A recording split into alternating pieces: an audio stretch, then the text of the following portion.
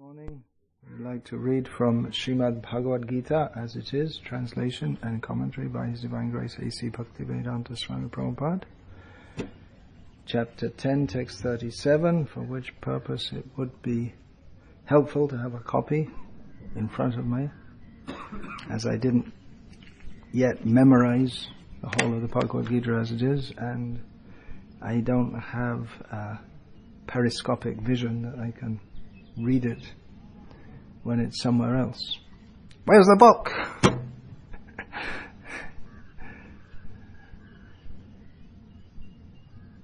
Vrishinam Vasudevosmi Pandavanam Dhananjaya Muninam Apyaham Vyasa Kavinam Ushana Kavihi Vrishinam Vasudevosmi Pandavanam Dhananjaya Muninam Apyaham Vyasa Kavinam Ushana Kavihi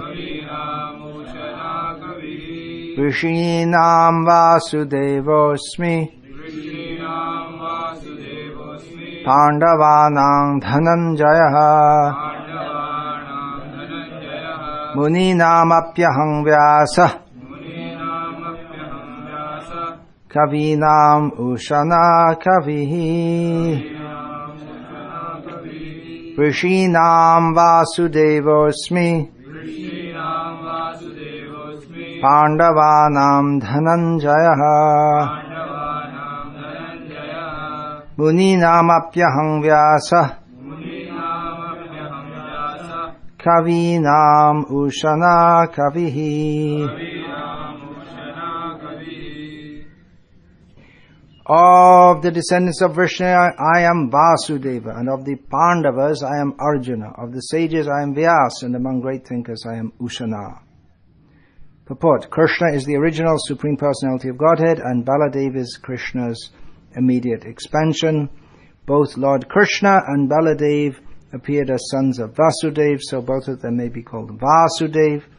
From another point of view, because Krishna never leaves Vrindavan, all the forms of Krishna that appear elsewhere are his expansions.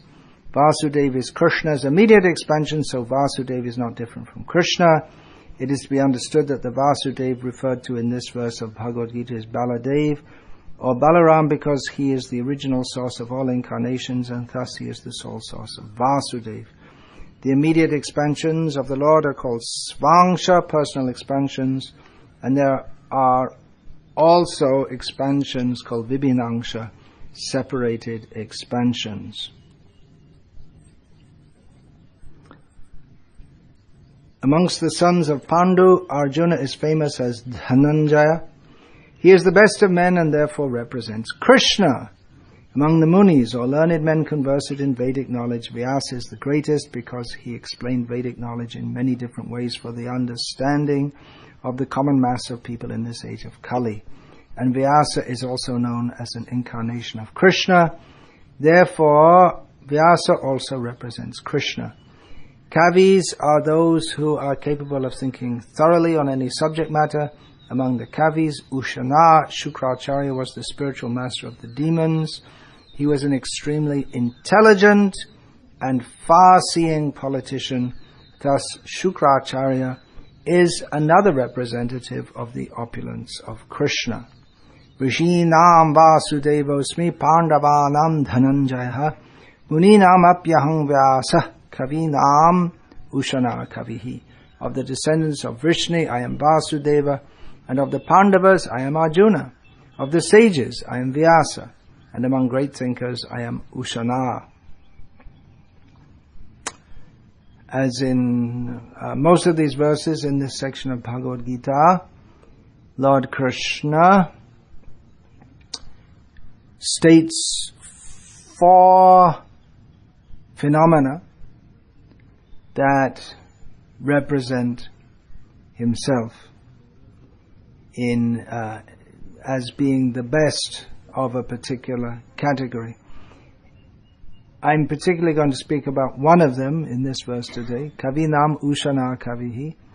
Ushana is a less well-known name for Shukracharya, who is the guru of the demons. On Sunday, I spoke on this Dhinu Namasmi Kamadhuk. I am the Surabhi among the cows. And in that verse, in the first line of that verse, Krishna says, Ayudhanamaham Bajram. Among weapons, I am the thunderbolt. So the question came at the end of the class, why is Krishna represented, why does he say he's represented as the thunderbolt, which is associated with Indra, rather than the Sudarshan, which is the most famous of his own weapons? So if that's surprising, then you may find it even more surprising that, because after all Indra is a demigod, that Krishna states Shukracharya, the guru of the demons, to represent himself. Why not Brihaspati, the guru of the demigods? Well, he's already used up, you could say. His name's already been given in this list. That is Purodasam cha mukhyang mang vidhi pata Brihaspatim. Among the priests, Krishna's already said, just a few, in this section of the Bhagavad Gita, among the priests I am Brihaspati. Then Kavinam Ushana Kavihi. He's Shukracharya among the Kavis. So Kavi means a very thoughtful person. Well, what about Brahma? Because in the beginning of Srimad Bhagavatam we have this Tene Brahma Hridaya Adi Kaviye Muhi. I imparted this knowledge of Brahma, Vedic knowledge, Tene Brahma Hridaya Adi Kavi. Adi Kavi, the original Kavi. Kavi is generally used nowadays in the sense of poet, which is a Sanskrit usage also, but it means, in Sanskrit it means not only a poet but also a very learned and thoughtful person. Srila Prabhupada here gives the translation of Kavi as a person who is capable of thinking thoroughly on any subject matter. So what about Brahma? He's Adi Kavi, the first of them. Well, he's already been stated also in another context here. Dataham Vishvato Mukham. Among the creators, Krishna says, I am the one whose faces turn everywhere. In other words, Brahma. He can see everywhere with his 4 heads, minimum. In our universe, Brahma has to have enough heads to see everything that's going on everywhere. So 4 is the minimum, and in our universe, he has 4. So why Shukracharya, seeing that he's the guru of the demons, and the demons, their business is to disturb the order in the universe. Indrari vyakalam lokam. Krishna comes when the enemies of Indra, namely the demons, make a disturbance. They disturb all the planets and all the people. And Shukracharya is giving them direction how to do so. And giving them strength from yagyas and so on, as we see in the case of Bali Maharaj. He directed Bali Maharaj in how to kick out Indra and all the demigods from the heavenly planets. It's a great disturbance. It's something comparable to if something like Narendra Modi saying that, well, you can compare me to the president of Pakistan. Something like that. Because Pakistan, we certainly think of Pakistan. Well, we're not supposed to think like that. As being devotees of Krishna, we're supposed to see everyone equally and Narendra Modi himself also was recently quoting Vasudhaiva Kutumbakam. But seeing all people, everyone in the world as our family member, but I suppose there can be family quarrels also, which really it is between India and Pakistan, because it's the same people, but divided by an artificial border. But it's something like we could get the idea of something like that. It's a rough example that those who are it's not a bad example actually, because although Pakistan is not officially an enemy of India, there's always some feeling that they're up to something, and from the other side they think the same way about India also. There's some continuing antipathy between the two and distrust between them. So it's like that with the demigods and the demons. Sometimes they may cooperate for some purpose, as they did in the churning of the milk ocean, but basically they don't like each other and they're against each other.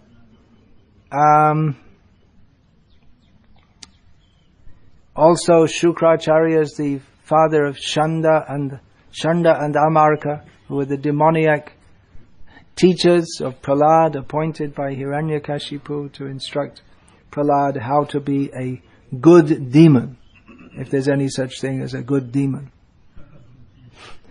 It's, of course, the demons may think that we're very good. As when Prahlad called his father Asurya Varya, the best of the Asuras, we would think, well, that's something very strange, the best of the demons. We would think, yeah, very good. Yeah, that's right. I'm the biggest and the best of the demons. In English they would say, and you probably say in other languages also, just like during the Second World War when the English were against the Germans, the British were fighting against the Germans, which is also something like a fratricidal war, because actually the English and the Germans tend to like each other, but somehow from time to time they fight each other also. So they are the only, what's the word for a German in the Second World War? The only good Jerry is a dead one. The only good German is a dead one. And probably on the German side they said the same thing about the British also during the Second World War. So there's this feeling, good demon. He's going to be a good demon. So what Shukracharya, how is he being quoted here? He's a very impious person. He's a very impious person. He has power from the Vedic knowledge, but he's very impious. But he's also very pious. Is that possible, to be pious and impious at the same time? He's very pious inasmuch as he's a Brahmin, follows the Brahminical principles, even for the wrong purposes. He is very learned. That's the point that Krishna is making here. He's very learned. So he has some piety also. That Srila Prabhupada explains when he describes how Chaitanya Mahaprabhu in Varanasi, he didn't want to meet the Mayavadi sannyasis because they're Mayavadis, even though Chaitanya Mahaprabhu himself externally appeared as a Mayavadi, and he himself said when he was speaking with Ramananda Rai, I'm a Mayavadi sannyasi.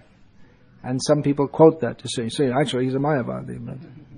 But Chaitanya Mahaprabhu said, Mayavadi Krishna Aparadhi. He didn't want to meet them. Eventually he did meet them, and they became influenced by his speaking, his humility, and they also became Vaishnavas. So Srila Prabhupada comments in this regard that even though they were on one hand offensive, but on the other hand they were very pious. They were living in a holy place, Varanasi. It's a city of Lord, known as the city of Lord Shiva, but it's also on the Ganga, where the Ganga turns, where the river, where there's a bend in the river is particularly auspicious and pious. And they studying the Vedas and performing austerities. So if you take away their offensive attitude, all these things are good. Of course, their offensive attitude overshadows the good things that they do, but there is some piety there also. Anyway, the point here is that Krishna's, he's pointing out things that are outstanding in the material world. Mriganam cha mrigendroham. Among the animals, I am the lion. So the lion is neither pious or impious. It's a ferocious, to get that body, there's another good example, is piety and impiety. It's the king.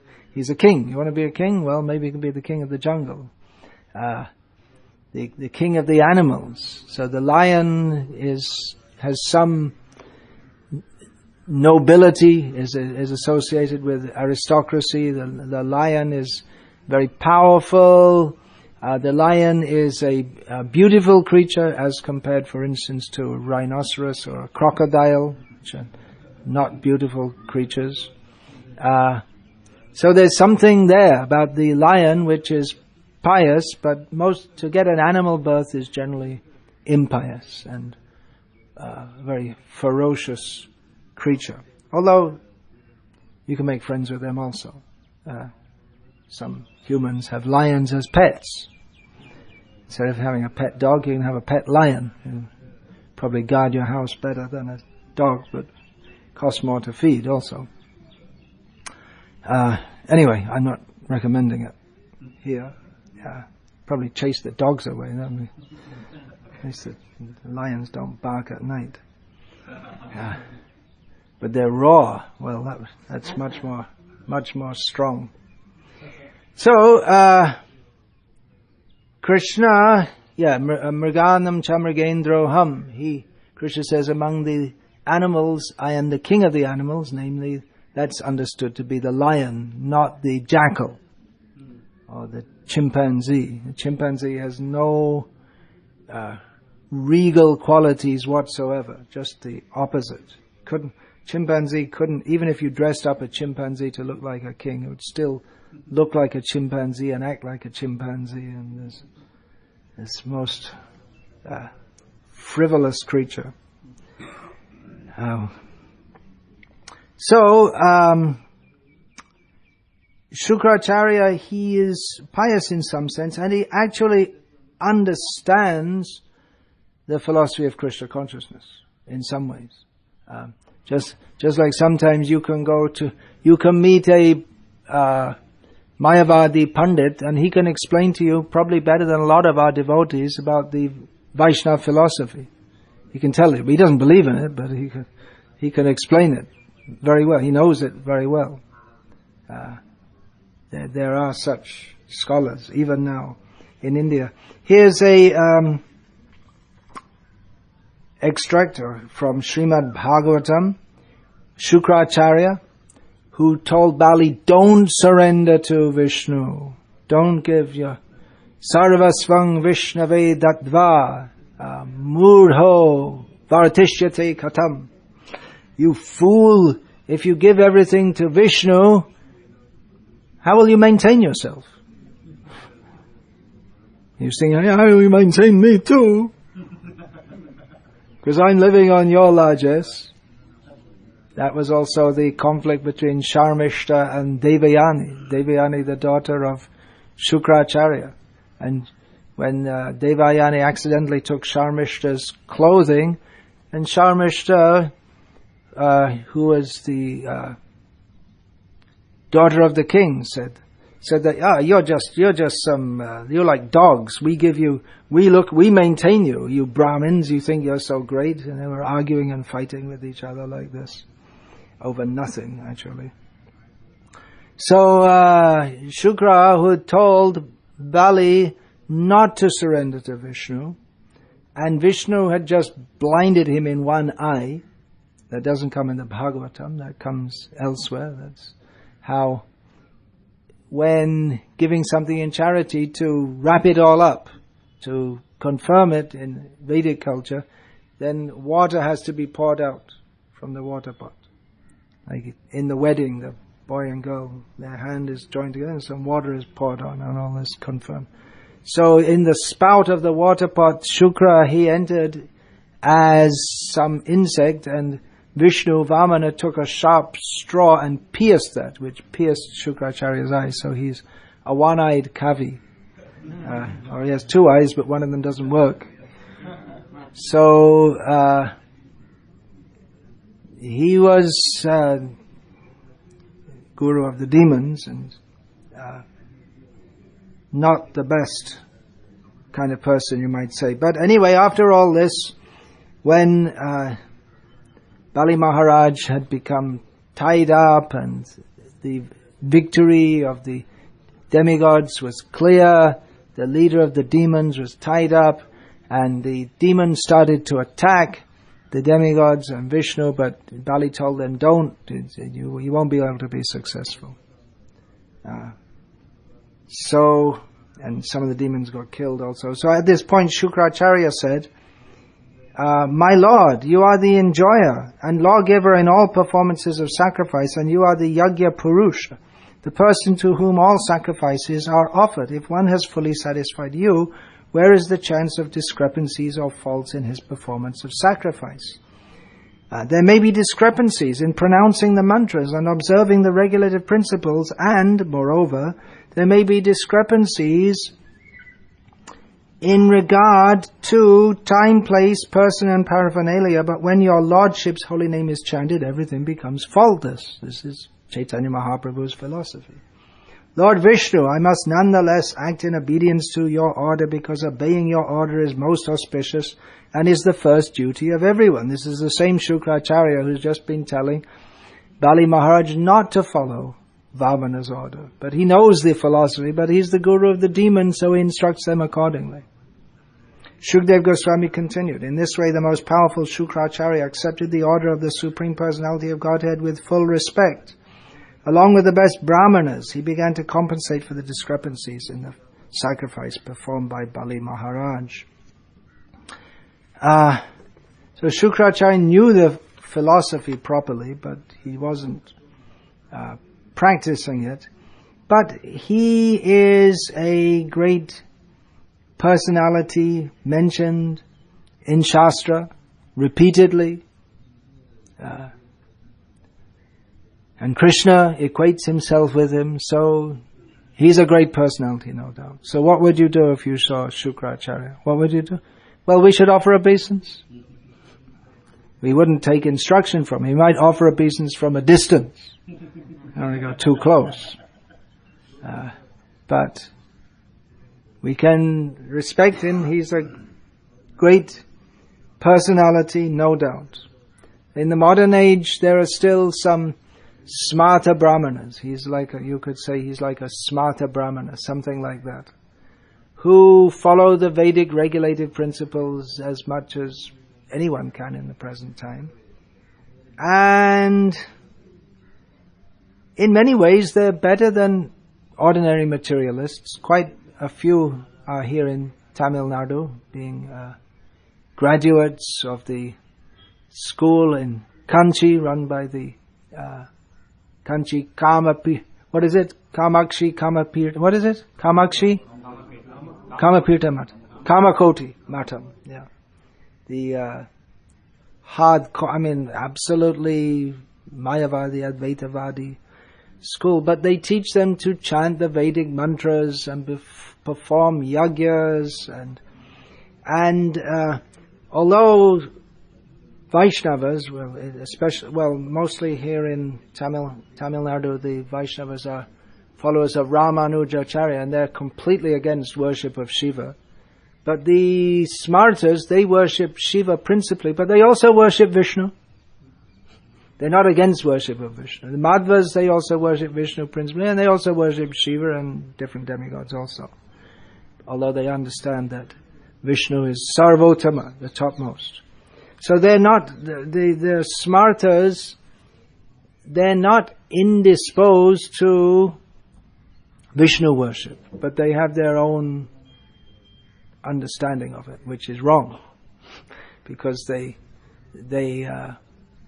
follow the philosophy of Shankaracharya, which, of course, Shankara ultimately is a Vaishnava, but his teachings, he's generally understood to be the guru of the demons, the Mayavadis. But in the present day, we find that many people from that smarter not many, because there aren't that many who are strictly following, but they're also, many of them, they appreciate Krishna consciousness, and many of them, again, we're talking about here, many among a few, they actually take to Krishna consciousness fully. Because, why? Because, well, they have some piety, and there's no real support for their culture. Karma koti pitam, they're doing what they can, but it's in the modern age, the smarta Brahmanism, it doesn't have any, it doesn't have much life. Of course, never had any real spiritual life, but it's not prominent in society as it used to be. There are still some smarta priests who perform yagyas for people, and they worship in temples and this and that. But the whole smarta way of life, it's a dying culture, or largely dead, actually, if we consider what they're supposed to follow. Some of them still follow some things, but mostly all these smarta brahmanas, they're working in some job and this and that. And when they see devotees who are propagating the Vedic principles, and there's actually in Hari Kirtan, there's actually some bliss, which in the chanting of the Vedic mantras without properly understanding them, or without any true spiritual connection. So it's very dry, actually, what the smarta culture is in. But the devotees, they have real spiritual life. And there may be many reasons that they're attracted. That devotees are open to everyone. So in modern society, smartas are like pariahs. They have less brahmanas. They have less rights. All the reservations and everything. There's a government orchestrated legislation. It's government imposed legislation to make brahmanas second, third, fourth, or fifth class citizens. So devotees are not against Brahmins, and they're not against non-Brahmins, and we don't care about these things. We care who is worshipping Krishna. So we find that some of them are attracted. So some of them also may be, some of them may be demoniac also and be against Krishna consciousness, but we don't find too many of them. In fact, recently I visited Pakshi Tirtha, which is a famous Shiva temple visited by Chaitanya Mahaprabhu, as you all know, just south of Chennai. And Sri Giridhari Prabhu told me that they go there quite often for book distribution, and the priests there in the lower temple and the temple below the hill and on the top of the hill, they're all very open and favorable, exceptionally so. And even the devotees, he took a big group of devotees and they're all doing uproarious kirtan right inside the temple in front of the deity. No objection whatsoever. They were quite happy. They liked it. So we want to preach Krishna consciousness among all classes of people, and I'm sure that our previous acharyas will be very happy to see that the descendants of those who were traditionally philosophical opponents of Krishna consciousness, and not philosophical and in many ways opponents, we're very happy to see that their descendants are taking to Krishna consciousness. They'll be very happy to see that everyone's taking to Krishna consciousness. So that they appreciate Krishna consciousness, that is a great quality, and with more association they can also become fully committed devotees. So what would you do if you met Shukracharya? Well, what would you do if you see a Smarta Brahmin? We can, if they're practicing, we respect them for that.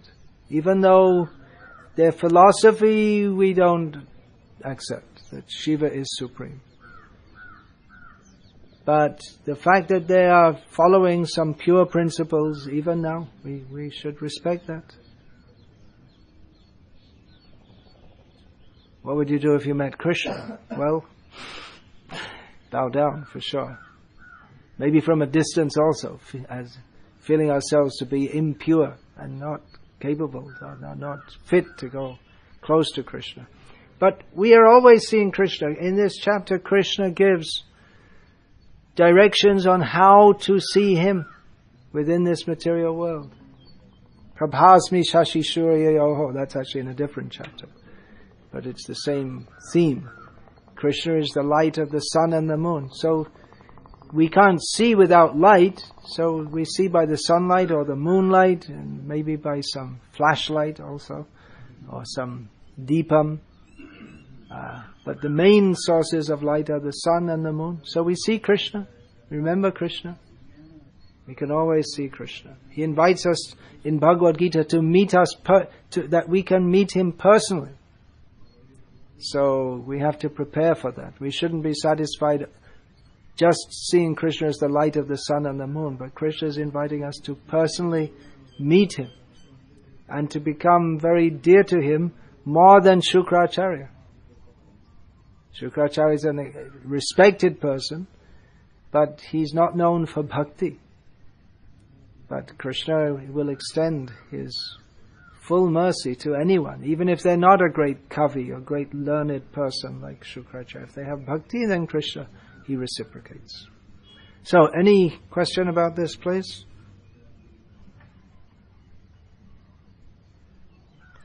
Yeah, okay. I saw Murari's hand go up first.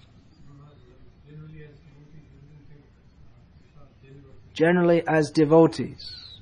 Are you a devotee? Yes, you're a devotee, but you shouldn't present yourself as a devotee.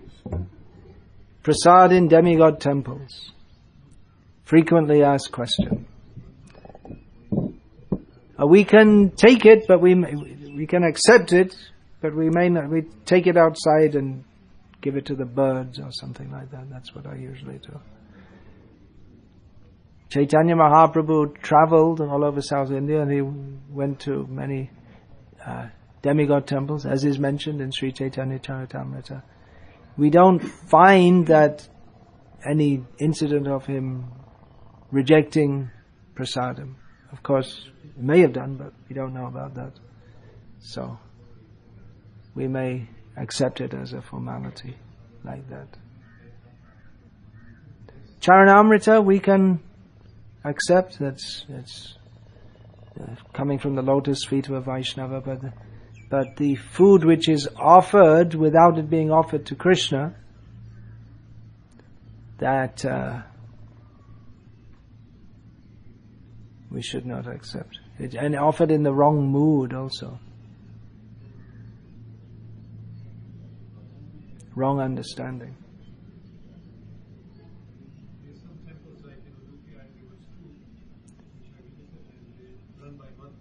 Yeah. Shiva temple. There are two Shiva temples close to the Krishna temple in Udupi. One is Chandramauleshwar, the other is Ananteshwar. And the Madhvas, the Madhva Brahmins do the puja, all the worship there. At Subramanyam also, that's a famous holy place. There's a Shiva temple, and also in that southern part of Karnataka. So that's also the Madhva Brahmins worship there. They will do it because they see the demigods as great devotees. But they're very clear that Vishnu is supreme.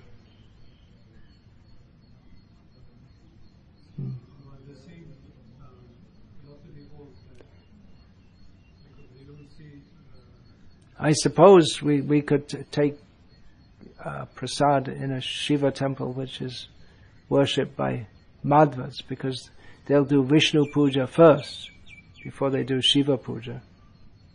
And they'll do the Shiva puja with the understanding of Shiva being a great devotee. So that might be an exception then.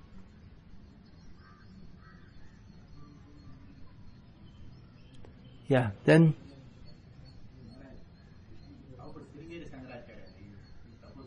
Sringeri Shankaracharya. Well, what about him? Yeah. He's learned. Yeah, you have to be learned to be a Shankaracharya. You can't just be some nincompoop. You have to be well versed in. You have to know the Vedas. He's worshipping Durga Devi. Well, at Kanchi also, Kamakshi is also Durga. Yeah. So what do you mean? What about him? You have a doubt whether he's coming in the Shankara Sampradaya. Well, on this side in Tamil Nadu, they say that the southern Pitam of the Shankara Sampradaya is at Kanchi, but generally outside of Tamil Nadu, everyone accepts it as a Sringeri. But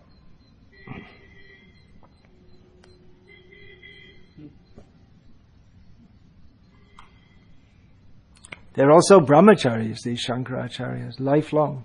So that's also quite an achievement in the modern day. Yeah, he also had a question. How do we understand, as per Asuric Varnashram system, Shankaracharya was part of it, Asuric Brahman? Yeah, he was an Asuric Brahmana, Shukra, yeah. Yes, Yasti Bhakti Bhagavatya Kincha. Well, it's, yeah, non-devotees have no good qualities. But it's another perspective. Actually, that says, yes, Harava Bhaktasya Kato Mahan Guna. They don't have Mahan Guna. They may have some qualities, but their qualities are not great qualities. Non-devotees, they don't have great qualities. They may have some qualities. Prabhupada quoted Napoleon, just a complete lecture. And he said he hardly slept. He quoted it as a good quality. He would sleep on his horse when he was marching. So he gave that example. So we don't accept Napoleon's lifestyle or his outlook, but that good quality can be seen. Prabhupada didn't go on talking for hours and days about Napoleon, but he pointed out that good quality. He accepted, Srila Prabhupada was very much against Mahatma Gandhi's misinterpretation of Gita, but he pointed out some good things of Mahatma Gandhi, that he wanted to stop the urbanization and have simple village life. Oh, that reminds me, this, do I have it here? There's some other printouts, you can go and get that. There's a question about that. Who asked that? Rasananda in Delhi. He said that we have on the Bhagavad Gita, we have quote from Mahatma Gandhi saying how it's not there now. There used to be, but it was printed on the back of the Gita during Srila Prabhupada's presence. Something like, when doubts haunt me and everything seems dark, I read the Bhagavad Gita and again everything seems bright and this and that. So the question is something like this is just being brought now, that why should we quote Gandhi if we don't approve of his philosophy? Let me see if I can find the question exactly. That's more or less the question. No, I think it's not here. No. Oh yeah, here it is. Mahatma Gandhi's statement on the back of, as printed on the back of Bhagavad Gita as it is it something approved by Srila Prabhupada just to influence the masses or later on developments? I guess that means, was it put after Srila Prabhupada? Yeah. On the one hand, we criticize him for propagating nonsense ideas which are not in line with pure devotional standards of Bhakti Yoga, and on the other hand, we're using his statements. Well,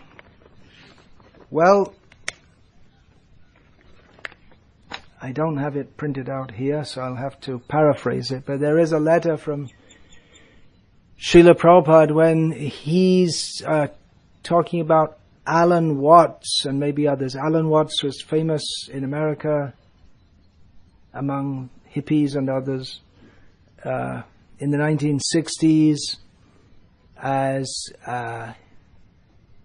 a writer about and a proponent of Zen Buddhism in particular. So the devotees, someone had asked Prabhupada that shall we get a review from Alan Watts of the Bhagavad Gita, because if we put that on that Alan Watts says this edition of Bhagavad Gita is very good, that should promote the sales.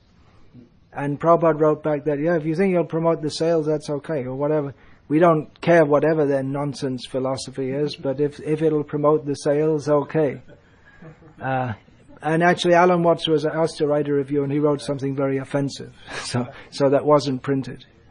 And I quoted that in the Speaking Strongly book, that Prabhupada said, well, if these demons, they're angry with us, that's good. So, because Alan Watts didn't like the philosophy of Bhagavad Gita as it is. So, on the early editions of Bhagavad Gita as it is, the Macmillan edition, the 1972 edition, I believe it was, there are quotes from Ralph Waldo Emerson, I believe, and Henry Thoreau, I believe that would be pronounced in French. It's originally a French name. So these are respected people among the American intelligentsia, although in England people have hardly heard of them. And Gandhi is widely known, so their names were quoted. And then how far do we go with that? Should we put on the back of the Arabic Bhagavad Gita, Bin Laden approved this Bhagavad Gita, Yasser Arafat? How far do you go? That we have to consider. George Harrison's Prabhupada asked him to write an introductory note for Bhagavad Gita as it is. So although George Harrison retained throughout much of his life some habits which were not in the pure devotional line, so I'm told, such as drinking alcohol, Srila Prabhupada appreciated George Harrison's appreciation of Krishna consciousness. And undoubtedly, George Harrison's introduction to the Krishna book helped to sell hundreds of thousands of that books in the Western countries, and quite a few thousand I did myself, so I personally know that you'd show people, you know George Harrison of the Beatles, don't you? Yes. Well, he sponsored this book, and we showed George Harrison, and it's already half sold, just showing the name George Harrison.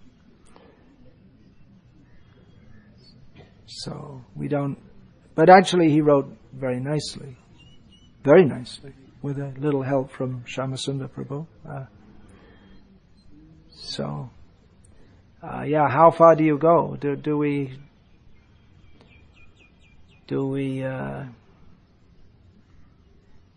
put the names of degraded people? Well, everyone in this world is degraded, I guess.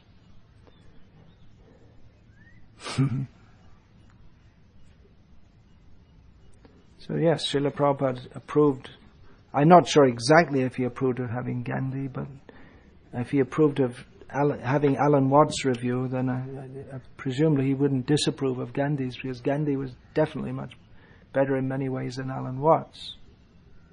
He had some saintly qualities. So, Hare Krishna. Srila Prabhupada ki jai. Shri Vishnu Sahasranama ki jai. Shri Shri Gauranitai ki jai. Samaveta Bhakta Vrinda ki jai. Hare Krishna.